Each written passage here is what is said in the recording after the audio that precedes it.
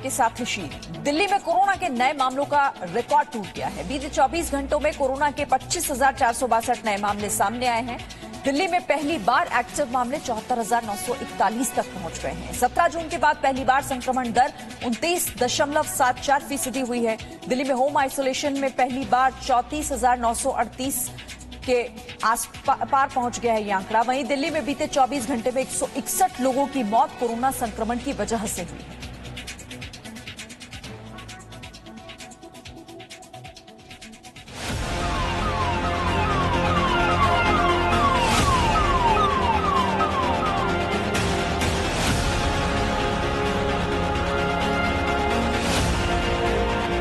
ये दिल्ली के सबसे बड़े अस्पतालों में से एक लोकनायक जयप्रकाश अस्पताल के बाहर की तस्वीरें हैं। एम्बुलेंस में मरीज इंतजार कर रहे हैं, लेकिन लंबे वक्त तक इन्हें अस्पताल के अंदर बेड नहीं मिल रहे। दिल्ली में कोरोना संक्रमण के बढ़ते रफ्तार के बीच ये सिर्फ एक अस्पताल के बाहर की तस्वीर है, लेकिन अभी कमोवेश यही हाल पूरी दिल्ली का है। दिल्ली में कोरोना को लेकर बिगड़ी व्यवस्था के पीछे एक बड़ी वजह यहाँ पर बढ़ती संक्रमण दर है। दिल्ली में कोरोना संक्रमण की दर करीब 30% हो गई है।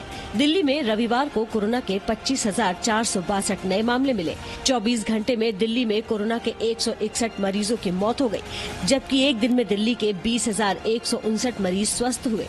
दिल्ली के सीएम अरविंद केजरीवाल ने रविवार को कहा कि राजधानी के अस्पतालों में 100 से कम आईसीयू बेड रह गए हैं। अभी पूरे दिल्ली का अगर जायजा लिया जाए तो जो कोरोना के लिए बेड रिजर्व हैं, वो बेड काफ़ी तेज़ी से ख़त्म होते जा रहे हैं। पेशेंट्स बहुत तेज़ी से मरीज जो हैं वो अस्पतालों में जा रहे हैं।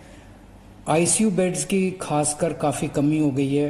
लगभग सारे दिल्ली के आईसीयू बेड्स मिला के 100 से भी कम आईसीयू बेड्स पूरे दिल्ली में बचे हैं।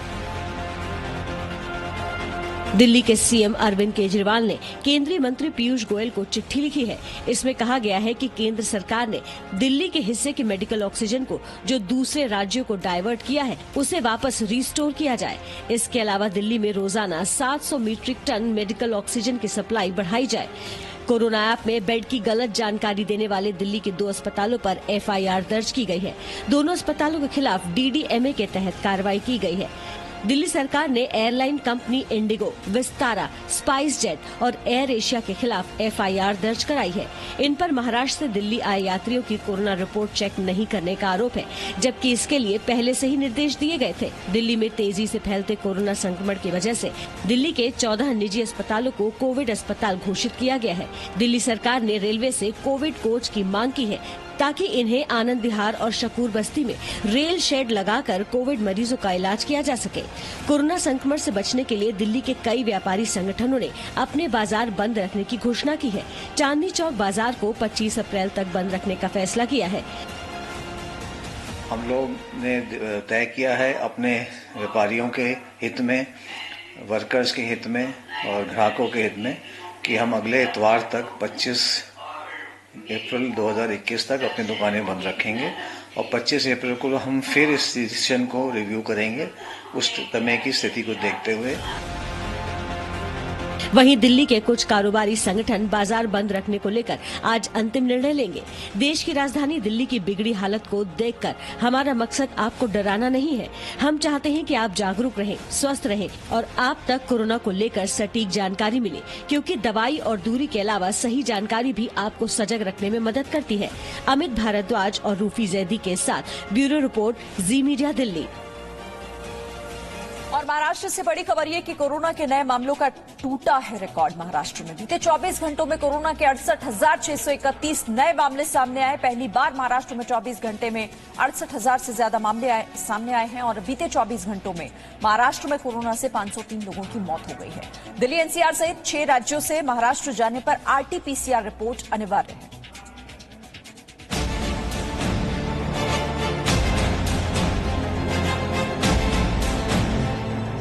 कोरोना संक्रमण से महाराष्ट्र अब भी सबसे ज्यादा जूझ रहा है। मुंबई समेत पुणे और नागपुर में कोरोना वॉरियर्स बेहाल हैं। हालात से निपटने के लिए महाराष्ट्र सरकार ने कई कदम उठाए हैं। ताजा फैसले के मुताबिक महाराष्ट्र सरकार ने आरटी-पीसीआर नेगेटिव टेस्ट अनिवार्य कर दिया है।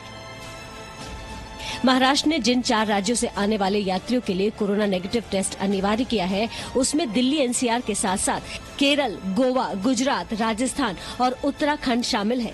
महाराष्ट्र सरकार ने कहा कि राज्य में एंट्री के लिए 48 घंटे पहले तक का RT-PCR टेस्ट मान्य होगा।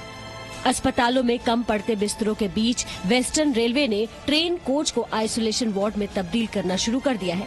महाराष्ट्र सरकार ने इसके लिए रेलवे से खास तौर पर गुजारिश की थी। कई होटलों को कोविड अस्पताल में तब्दील किया जा चुका है और आज भी ये सिलसिला जारी है। महाराष्ट्र में पिछले 24 घंटों के दौरान कोरोना के 68,631 नए केस सामने आए हैं। इनमें 8,468 केस मुंबई में मिले हैं, जबकि पुणे जिले में कोरोना के 12,707 मामले सामने आए, जबकि नागपुर में कोरोना के 7,107 नए मरीज मिले।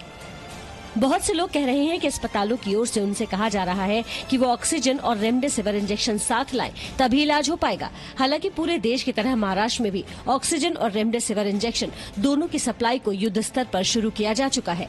महाराष्ट्र में कोरोना संक्रमण की रफ्तार का अंदाजा आप इसी बात से लगा सकते हैं कि पिछले 24 घंटे में महाराष्ट्र में कोरोना के 503 मरीजों की मौत हो गई। इनमें 53 मौतें मुंबई में हुई, जबकि पुणे में 116 मरीजों की जान चली गई। वहीं नागपुर में इलाज करा रहे 85 मरीजों को नहीं बचाया जा सका। जानलेवा महामारी बनते जा रहे कोरोना संक्रमण से बचने के लिए आज भी ट्रेसिंग, टेस्टिंग और ट्रीटमेंट का फॉर्मूला सबसे कारगर है।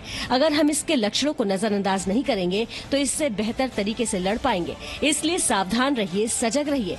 Bureau report, Zee media, Mumbai.